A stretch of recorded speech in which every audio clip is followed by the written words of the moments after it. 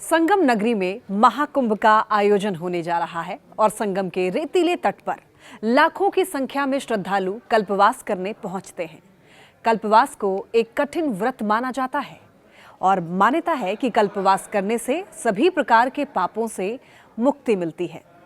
मान्यता है कि जो लोग सांसारिक मोह माया और जीवन की जिम्मेदारियों को पूरा कर चुके हों, उन्हें ही कल्पवास करना चाहिए और कल्पवास करने वालों को कल्पवासी कहा जाता है। मान्यता के अनुसार कल्पवास को आध्यात्मिक विकास का जरिया माना जाता है। संगम पर माघ के पूरे महीने उपवास और पूजा कर पुण्य फल प्राप्त करने की इस साधना को कल्पवास कहते हैं। कहते हैं कि कल्पवास करने वाले को इच्छित फल प्राप्त होने के साथ ही जन्म जन्मांतर के बंधनों से भी मुक्ति मिलती है। हिंदू मान्यताओं के अनुसार कल्पवास की शुरुआत सूर्य के मकर राशि में प्रवेश करते ही पौष पूर्णिमा से होती है और माघी पूर्णिमा के साथ संपन्न होती है। इस दौरान श्रद्धालु संगम के किनारे ही कड़कड़ाती ठंड में जप तप स्नान ध्यान करते हैं और टेंट या फिर कुटिया बनाकर उसमें रहकर 1 महीने तक उपवास रखते हुए भगवान का भजन कीर्तन करते हैं। इसके साथ ही कल्पवास करने वालों को सभी जीवों के प्रति दया भाव रखना जरूरी होता है।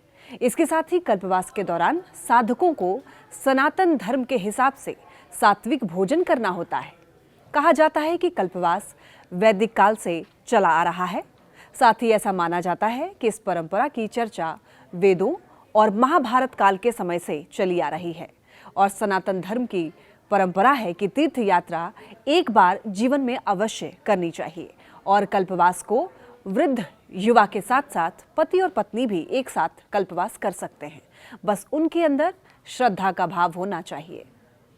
हिंदू धर्म में कल्पवास के व्रत और संगम तट पर स्नान का बहुत अधिक महत्व होता है।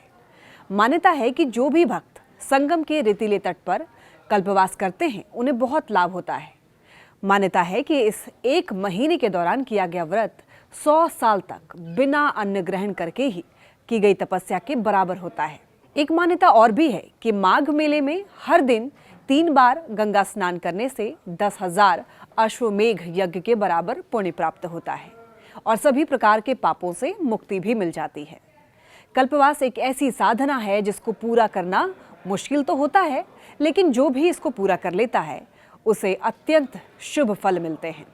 ऐसा माना जाता है कि कल्पवास का पालन करके अंतःकरण और शरीर दोनों का कायाकल्प हो सकता है और कल्पवास का व्रत रखने की परंपरा कुछ लोग पीढ़ियों से निभा रहे हैं और पीढ़ी दर पीढ़ी संगम की रेती पर पहुंचकर कड़कड़ाती सर्दी में कल्पवास करते हैं। महाकुंभ मेले में कल्पवास करने वालों को कठिन नियमों का पालन करना पड़ता है। इस दौरान भक्त को सच बोलना जरूरी होता है। इसके साथ ही कल्पवास की पूरी अवधि के दौरान साधक को उपवास, ब्रह्मचर्य का पालन करने के साथ साथ जमीन पर सोना, हर दिन 3 बार गंगा स्नान करना, न्यासियों की सेवा और दान पुण्य जैसे नियमों का भी सख्ती से पालन करना जरूरी होता है। कल्पवास के दौरान पूरे अनुशासन का पालन करने से शरीर, मन और आत्मा की पूर्ण शुद्धि हो जाती है और ईश्वर के प्रति अटूट भक्ति और समर्पण का भाव भी पैदा होता है।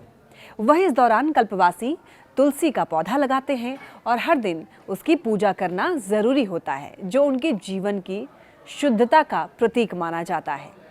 कल्पवास में व्रत का जितना पौराणिक महत्व है, उतना ही अच्छे स्वास्थ्य की दृष्टि से भी ये बहुत ही अच्छा है। 1 महीने कल्पवास करने से जहां शख्स को मन को अपने वश में करने के साथ ही धर्म के प्रति मजबूती भी मिलती है और मान्यता है कि राजा हर्षवर्धन भी कल्पवास करते थे और इस दौरान वो दान पुण्य करते थे।